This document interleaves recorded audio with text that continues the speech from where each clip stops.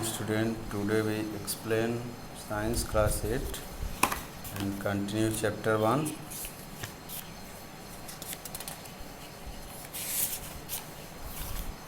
Crop production and management. इसके पहले agricultural practice discuss कर चुके हैं और 2 टाइप्स के क्रॉप्स होते हैं, रबी क्रॉप्स, खरीफ क्रॉप्स, और हॉर्टिकल्चर के बारे में बताया गया था जिसमें डिफरेंट टाइप्स के फ्रूट्स, वेजिटेबल्स, फ्लावर्स और डेकोरेटिव प्लांट्स होते हैं। एग्रीकल्चरल प्रैक्टिस में first topic preparation of soil discuss कर चुके हैं पिछले क्लास में, और कल हमने डिस्कस किया था selection of seeds and sowing, यानी सीड का सिलेक्शन करना और उसकी बुआई करना। आज हम डिस्कस करेंगे सीड्स को कैसे जो है उसको हम लोग सोइंग करेंगे, इसके बारे में डिस्कस किया जाएगा।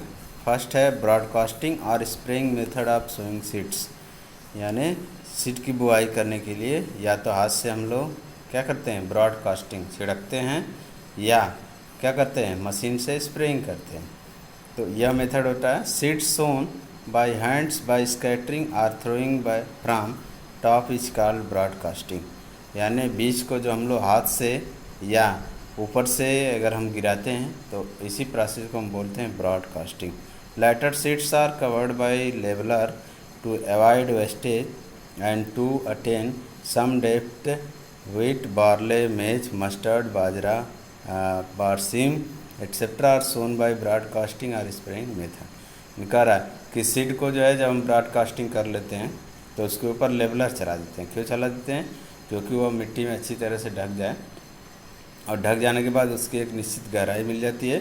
और ब्रॉडकास्टिंग मेथड से हम लोग गेहूं को, जौ को, मक्का को, सरसों, बाजरा, बरसीम, इन सभी जो है वह क्रॉप्स जो होते हैं इनको हम लोग इस प्रोसेस से सोइंग करते हैं। There are some disadvantage of broadcasting which are as follow, यानी ब्रॉडकास्टिंग के कुछ डिसएडवांटेज भी हैं।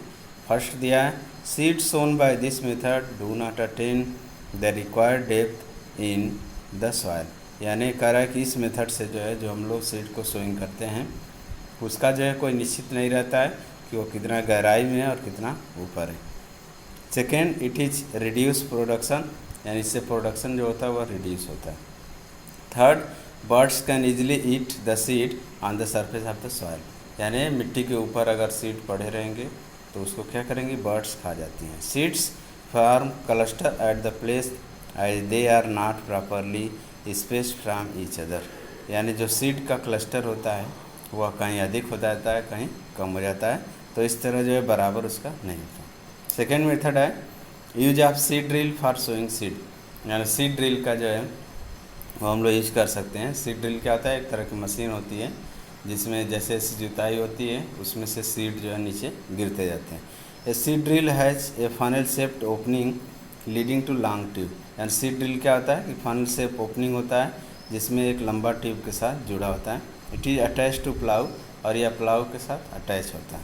Seeds are put into the funnel, यानी फनल में सीड को हम लोग डाल देते हैं।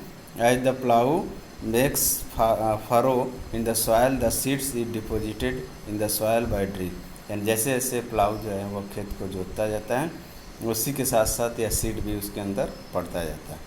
It is a mechanized method of sowing the seeds and consume less time and labour, यानी यह क्या है कि यह मैकेनाइज्ड जो है वह प्रोसेस है। मैकेनाइज्ड प्रोसेस मीन्स यह जो है टेक्नोलॉजी से जो है होने वाली बुआई है, और उससे कम सीड लगता है, टाइम भी बचता है और लेबर मेहनत भी बचता है। Seeds are uniformly spaced and placed and plants and healthier, यानी इससे क्या होता है कि एक निश्चित दूरी पर सीड जो होते हैं वो सोइंग हो जाते हैं, और जो पौधों से पौधों की दूरी है वो भी क्या होती है, वह निश्चित रहती है। Seed sown by drill are not eaten by birds, और इस तरह जब वह ज़मीन के अंदर सीड दब जाती है तो इसको बर्ड्स खा भी नहीं सकते।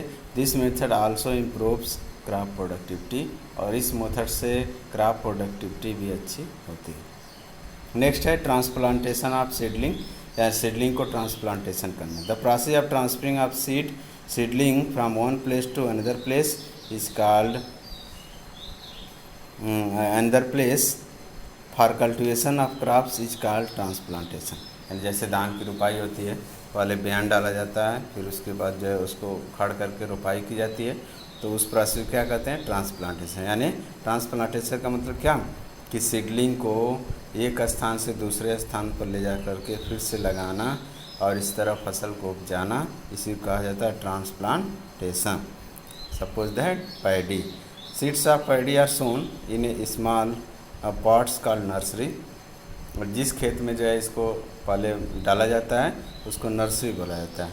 When plantlets are form, and जब उसके प्लांटलेट्स जो है तैयार हो जाते हैं तो फिर उसको जो उखाड़ करके दूसरे खेत में लगा दिया जाता है और ये हेल्दियर प्लांट्स होते हैं।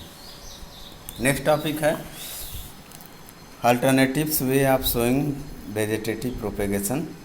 जैसे अल्टरनेटिव्स दूसरा तरीका भी है जिससे लोग जो है वेजिटेटिव प्रोपेगेशन करते हैं। जैसे शुगर केन होता है, sugar cane is cultivation by planting pieces of stem. इसमें क्या किया जाता है? स्टेम के छोटे छोटे पीस को कट किया जाता है और फिर उसके नोड के साथ जो है उसको ज़मीन के अंदर दबा दिया जाता है। The birds present at the node grow out to form a new plant. और जो बर्ड उसमें प्रेजेंट होता है वह नया पौधा जो है फिर से ग्रो करता है। Similarly potato grown from slice of tuber, जैसे आलू को हम लोग काट करके उसको ज़मीन के अंदर दबा देते हैं तो उससे भी नया पौधा तैयार हो जाता है। तो इस तरह जो है या दूसरा तरीका का जो है वह सोइंग है जिससे हम लोग क्रॉप प्रोडक्शन करते हैं। आज के लिए इतना। नेक्स्ट टॉपिक कल इरिगेशन शुरू करेंगे। तब तक आप लोग रिवीजन कंटिन्यू रखिए और जो टॉपिक इसमें आपको इम्पोर्टेंट लगती है उसके बारे में आप फेयर कॉपी पर भी लिखिए। Thank you.